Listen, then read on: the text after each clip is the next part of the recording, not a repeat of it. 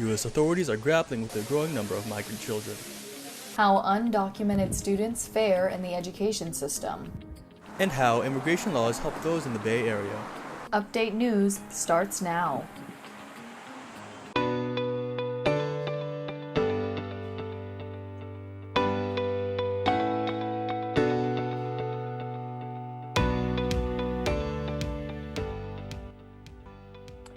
Welcome to Update News. I'm Dorian Sekilayan. And I'm Veronica Vinlawan. Today we have a special broadcast for you all about refugee realities. Immigration has been a hot-button issue in America for a long time, with many different views and opinions on the matter. Many people flee to the United States in search of asylum, others just for a better way of life. According to U.S. Customs and Border Protection, more than 550,000 migrants were detained from October last year to March of this year at the southwest border. The United States is holding tens of thousands of asylum-seeking migrant children who have come across the border alone, some as young as 3 years old. The numbers have increased dramatically in the recent months. Kenya Caballero is live in Mountain View with more. Kenya? Here in Mountain View, a location that was being considered to be a detention center for migrant children. While it's off the table now, the U.S. is housing children in some other 200 facilities across the country, with more children pouring in as the days go by. There are a non-trivial number of fully unaccompanied children whose parents are not here with them, who are sent by their parents to escape whatever it is that they're trying to escape. San Jose State political science professor Matthew Recker says current U.S. immigration policies encourage unaccompanied minors. We've created this extremely perverse incentive for parents to kind of separate themselves from their children and send their children through, because they suspect, and quite reasonably so, that they themselves won't be granted refugee status.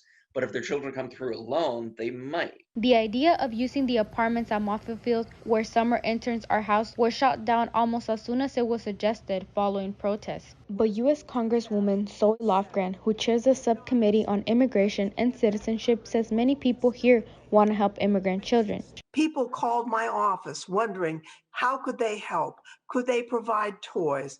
Could they provide clothing? Could they provide help to these young people who were in such need? And that is the kind of community we live in. Professor Recker suggests an idea to ease the problem. To create a federal-style foster system or work with state and local governments to provide homes for the children. Literally have to go somewhere, and the United States federal government is just not set up to provide. The shelters that are being used to house the migrant children include a dozen of unlicensed emergency facilities, including stadiums, convention centers, and military installations. Live in Mountain View, Kenya Caballero, Update News. The process to stay here legally is long and difficult. Rachel Tate is standing by live with more. Rachel? Veronica, to be eligible for naturalization, you must have a qualifying relative who will sponsor you, show good moral character, and be a resident of the U.S. for a certain amount of time. Ramon Sanchez crossed the border from Mexico into the U.S. with his parents when he was only 4 years old. He lived in the Bay Area for more than 25 years without legal documentation, but in November of 2019, he decided he was tired of living under the radar. Sanchez stood before a judge and asked for permission to return home to Mexico, leaving his pregnant wife and 2 toddlers behind. Before you guys deport me, I'd rather leave on my own so I have a better chance to get my papers and do it the right way this time, not illegally. Joining us now live is the founder and executive director of a nonprofit immigration advocacy organization that works to protect immigrant rights and connect them with affordable legal help. Claudia Abasto is here to tell us more about Latinon. Hi, thank you very much for the invitation. I'm the founder and executive director of Latin Advocacy Network, an organization that provides legal immigration services.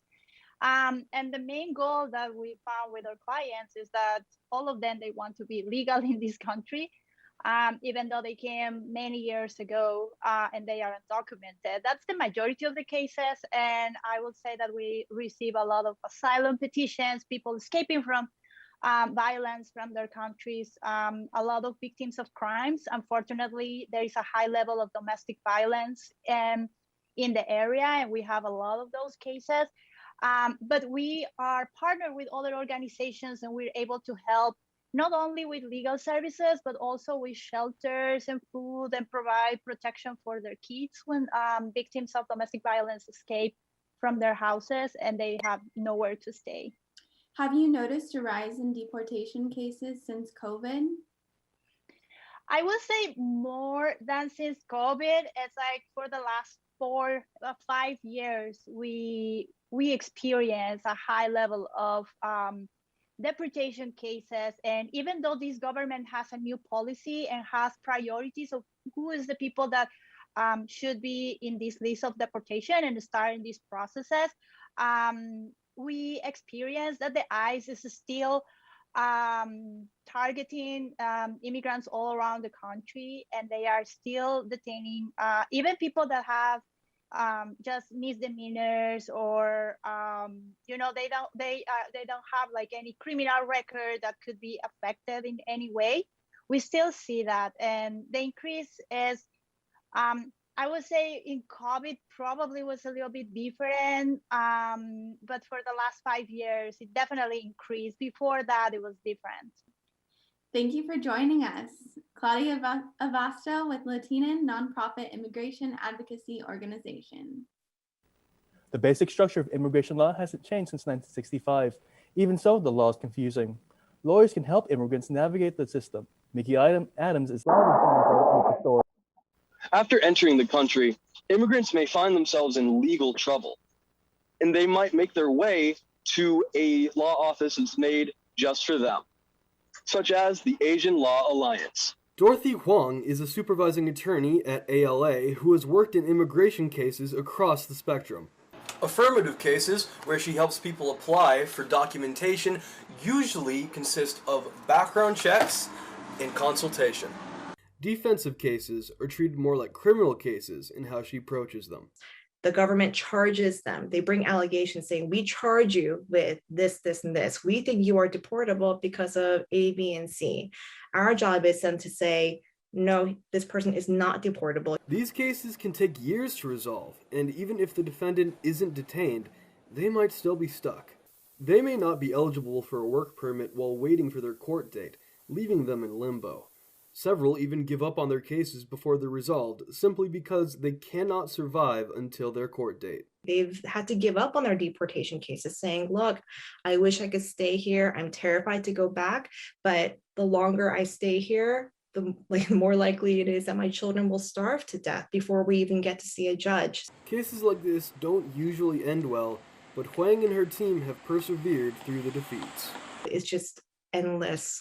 It's just extremely painful and excruciating, but in the best possible way, because we know that this work must be done. These laws can seem obtuse at times, coupled with the long wait times to get into the country to begin with. Immigrating is not an easy thing to do in the U.S., and with growing distrust of immigrants from citizens, it's not getting easier. SJSU philosophy professor Carlos Sanchez sees these laws as extensions of national feelings toward immigrants.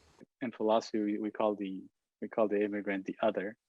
The other is always a threat to my sense of self, to my sense of purity.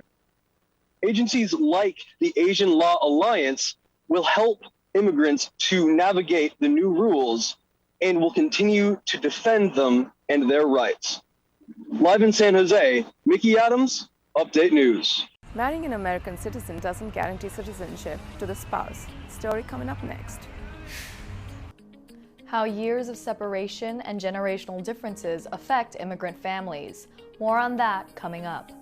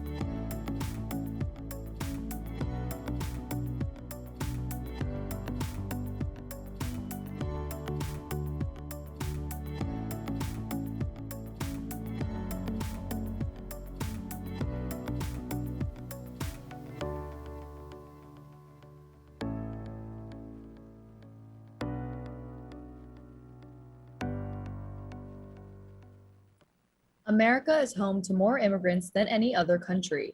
With more than 40 million people who were born elsewhere, this accounts for more than 1/5 of the world's migrant population. According to a Pew Research study, 77% of immigrants are legally documented people, whether that be lawful immigrants, lawful permanent residents, or temporary lawful residents. But even the legally documented immigrants don't have a secure future in America. Whether you have a visa, or green card, or even married to an American citizen, you may still not be completely safe from being deported. Shiri Moraha is live with more. Shiri. Darwin, the United States is a country of immigrants and sees a steady stream of migratory people into the country every year. They come here for many reasons and in search of a better life. Connie Gonzalez migrated to the U.S. after marrying her husband, Fernando Gonzalez, a first-generation American citizen. I live with my family, my culture, my job, and all. It's very difficult for me at this moment. Although married to a U.S. citizen and mother of an 8-month-old son, she was still not considered an American citizen and sent back home. She had to go back to Mexico because her visa expired. The family was separated and lived in uncertainty for 9 months until they were reunited, but the stress continued as her documents took over 6 years to process. Grandmother died. I can't go to Mexico or say bye. It was very difficult for me.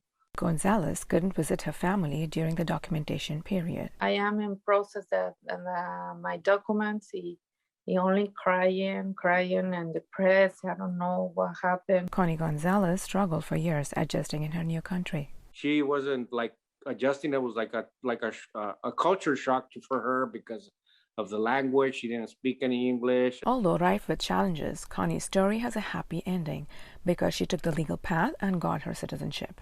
Gonzalez soon learned English and trained to become a cosmetologist and became financially independent, but the pandemic closed her salon down. She now works as a secretary at Community Action Board and volunteers at a senior center helping Spanish-speaking immigrants. Reporting live in Cupertino, Shiri Marwaha, Update News. Being away from family is one of the difficulties that immigrants face when coming to a new country. For some, it's been years since they've been able to speak with their parents or siblings in person. People like my mother, who is an immigrant from the Philippines. She hasn't seen her sisters in more than 15 years. My mother, Aquila Ferranti, has been living in America for almost half her life. She immigrated from the Philippines in 1997. Her husband at the time had petitioned for her to come here first because they could not afford to immigrate as a family. Within the first year of them reuniting in America, I was born. Before her arrival, no member of her family lived here. I've never been a bit thinking to come in America because especially we don't have our relatives here in America. She grew up with her 5 sisters in a close-knit household in Catarman, the capital of a large province called North Samar. My Aunt Maria Teresa says ever since 2 of her siblings left the Philippines, their bond hasn't been the same. Naging worse ang kwa namin magkakapatid. It got worse, our relationship as siblings, because we all went our own ways. My aunt was sad when my mother left for America, because back then, there was no way for her to call and make sure everything was okay. Hindi namin alam. Hindi ko alam. We didn't know. I didn't know what was happening to my sibling. She felt guilty, being an older sibling, that she wasn't in America helping my mother try and navigate this new world. At first, my thoughts were, are my siblings going to be able to handle living life there? At first, I felt sad, but I didn't show it. Every country has its own set of values and expectations when it comes to how people live their lives. Culture that you don't know anything about and seems very foreign to you. Nicole Debuse is an associate professor in social work at SJSU.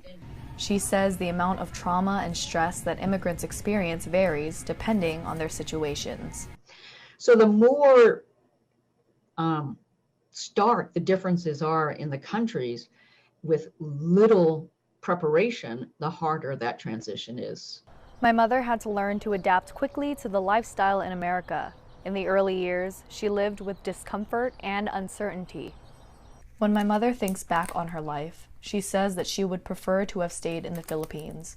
She continued to live in America for one reason. I prefer to my kids grow up here because this is their country. So I have to stay here and face whatever circumstances I am facing. My mother is sometimes torn with the idea that not only is she away from her sisters, but her children now are also leaving the nest to build their own lives. Debus says that this is a common occurrence for immigrant parents. If they were young and they're raising their family, they come from a country and culture that they assume the family is going to be living together, or at least nearby, and be integrated into their daily lives in some level. Many times, my mother felt like going back to the Philippines would have been easier for her. She has come across many struggles in her life, but she never let that distract her from raising her kids. Even it's sad, even it's hurt me, silently have to deal with that. I thank my mother for all the sacrifices she made for my siblings and I apologize that I didn't learn to understand her hardships sooner. There are more than 3 million dreamers in the United States, adults or teenagers who migrated here at a young age for a better future. Such is the story of Jorge Pineda, a dreamer who migrated to this country at the age of 11, leaving behind his loved ones. Kenya Caballero reports. Jorge Eduardo Pineda was born in Ciudad de Mexico and lived there for the first 10 years of his life with his single mom and grandmother. I could not say that I didn't have a nice childhood. Pineda's mom migrated to the United States when he was 8 years old to provide him, his brother, and sister a better life. To me, that was very detrimental, not having a parent around when it's the only one. It was very harrowing experience for me. And my siblings. He stayed behind with his grandmother until the age of 11, when his mother decided that it would be better for Pineda and his siblings to migrate to the United States. It took days of a lot of walking before they could arrive to America. Upon his arrival, Pineda felt mixed emotions. When I got here, I felt like disconnected from my mom because I felt like she had left us. However, Pineda quickly adapted to his San Jose home and learned the language in 2 years. Psychologists say this is a common reaction when people migrate. You just learn to keep going. You just learn to figure out what you need. Experts say this happens because the person involved often does not have time to process the situation, so they learn to adapt in order to survive in their new environment. I was able to adapt to the new circumstances that were thrown at me. When DACA passed in 2012, Pineda was accepted into the program. My life changed. I was able to come out of the shadows and instead of having to work 2 to 3 jobs, I was able to secure a job. That was Kenya Caballero reporting. Kenya tells us that Pineda is expected to graduate from SJSU next semester. Education is a formative part of growing up, and for undocumented children, it's a privilege that is a struggle to attain. Tens of thousands of immigrants cross into the U.S. in search of a better life. But in school, these students struggle with barriers that are inconceivable to their peers. So if their family is undocumented and not receiving the resources that they should have received or the education. Kathy White is a speech therapist from the Lodi School District. It just seems to create a hole that the kids just can't get out of. She has seen the effects of the trauma of crossing into the U.S. and being undocumented. According to the College Board, more than 65,000 undocumented students graduate high school every year, but no more than 10% of those graduates apply to a 4-year institution. After high school, undocumented students struggle with an already arduous process of applying to university. Pablo Lopez Delgadillo was accepted to multiple universities, but struggled to finance his tuition. Kind of stressed out because I didn't really know how I was going to pay for it. Delgadillo was not aware of the resources available for undocumented students until after the deadline to apply. Only through the help of administration personnel was he able to complete the paperwork needed. Today, Delgadillo is completing his 3rd year at UC Davis, and he's grateful for all the help he's had. I think one of the biggest reasons why I ended up coming to Davis was because of that AB 540 center. And I knew that, obviously college is hard to navigate for anyone, undocumented or not. There are more than 75,000 undocumented students in higher education in California. When we come back, a look at how climate change can drive people from their homes. And a grandmother who rooted herself in America so her descendants could have a better life. Stick with us. At San Jose State University, we discover who we want to be. For ourselves, for our families, for our communities. Different and unexpected. Begin here. At the heart of a transforming valley, in a city that is tough and beautiful. We are Spartans. What powers us changes our world.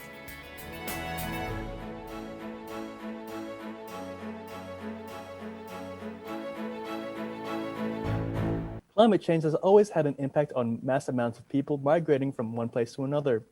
From the Dust Bowl in the 30s to the Salian droughts in the 70s and 80s, it seems that changing climate can be a reason to leave your home. According to proceedings of the Natural Academy of Sciences, right now 1% of the world is an uninhabitable hot zone, and that hot zone is increasing due to climate change. Because of this, more and more people could soon be migrating north from all over the world. Our student meteorologist, Joshua Gilman, has a look on how climate change will affect immigration, especially in the Americas. Joshua? You may think climate change and immigration are completely different topics, but they're actually quite connected through cause and effect. We currently live in a world where climate change is affecting the entire planet. From frigid blizzards to burning hot summers, it is impacting all forms of life in some way or another. In 2020, we witnessed some historical weather events, such as the Atlantic hurricane season and the California wildfires, and it caused devastation for millions. And when it comes to us humans, our society and behaviors will need to adapt as climate change becomes more prominent in the near future. Meteorologists estimate, as seen through these scenario projections, that by the end of this century, sea levels could rise by about 1 meter or 3.2 feet, and this will affect practically every coastal community out there. I spoke with Robert Acosta, who is an electrical engineer for Anaheim Public Utilities and who immigrated from El Salvador along with his parents. America specifically, we're experiencing a lot of hurricanes that are coming more often, and they are stronger than normal. So that is changing the livelihoods of people because it destroys all the infrastructure. The rising sea level is a direct effect of human-induced climate change, mostly due to a combination of meltwater from glaciers and ice sheets, and the thermal expansion of seawater as it continues to warm. And in addition to that, it destroys the food supply, and people have to look for somewhere else to go find jobs. And not the easiest, but one of the solutions is migrate to the United States. 40% of the US population currently lives in coastal communities, but in Central and South America, millions of people live in at-risk inundated areas, and as Acosta mentioned, this could be further exacerbated by intensified hurricanes bashing all sides of Central America. This could lead to a crisis, as millions of people will either have to migrate southwards deeper into South America or northwards into the United States. So, later on in the century, there could be a huge influx of immigrants, and people in our own country will also be displaced. That's why we all need to try our best to combat climate change, reduce greenhouse emissions, and save the homelands for millions. In Mission Viejo, Joshua Gilman, Update News. And finally, many immigrants take the risk of getting caught while crossing over the border, and some take that risk multiple times. Ivan Garcia introduces us to some immigrants he knows well. He joins us live. Ivan? Veronica, my grandma has successfully crossed the border 4 times in her life. She entered the country not knowing anyone, barely had any money to her name, but she had a goal, the American dream. You look at my grandma and you know she isn't from the United States. You hear her talk and you know English isn't her first language. But what you don't know is Marcelina Cortez crossed the border 4 times in her life. the first time was in 1983 when she was just 24 years old and brought her kids with her. For my daughter, she passed through with one of my friends. And for my son, he passed through with me. When him and I passed through, we walked 7 hours. They walked throughout the night, having to hide from helicopters that were on patrol. She had to leave her youngest daughter with her family and would return for her later that year. She took her first steps on American soil, and the first thing she did? Well, I cried. I cried because I would have never thought that I would arrive here in the United States. For me, it's a dream to be here in the United States. After crossing the border, she was picked up by a person who said that she and her kids could stay with a friend in Oakland for $350. She went to Oakland and started working 2 late-night jobs while trying to raise her kids. Her youngest son, my uncle, Jose Gallegos, has gone to Tijuana to talk to those who are hoping to enter the United States in search of a better life. People who were part of the migrant caravan told him what their plan was. Try to storm the border. So there was a lot of people who were just stranded there. And I remember I just got to one area where there was just like thousands of migrants everywhere. Jose has a YouTube channel and has interviewed many migrants on their life stories and the reason for their travels to the United States. The result of the 2016 presidential election had a profound effect on him.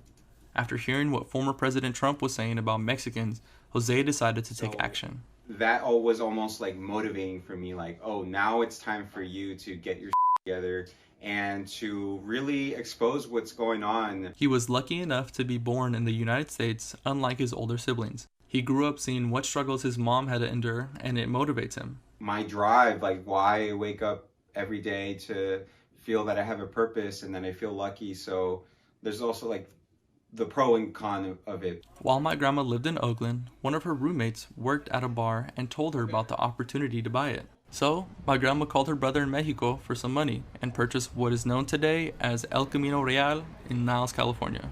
She has accomplished things that other people can only dream of. She truly is living the American dream. And when she looks back on everything, she is happy to be here. But thank God I passed through 4 times.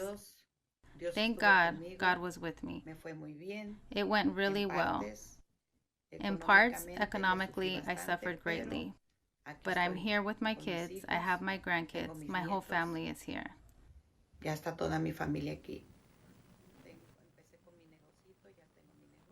As many immigrants know, it's not an easy journey, but I hope my grandma will be an inspiration to others. Reporting live in Fremont, Ivan Garcia, Update News. And that does it for this edition of Beyond Borders Refugee Realities, a special edition of Update News. From all of us here, thanks for watching. Take good care.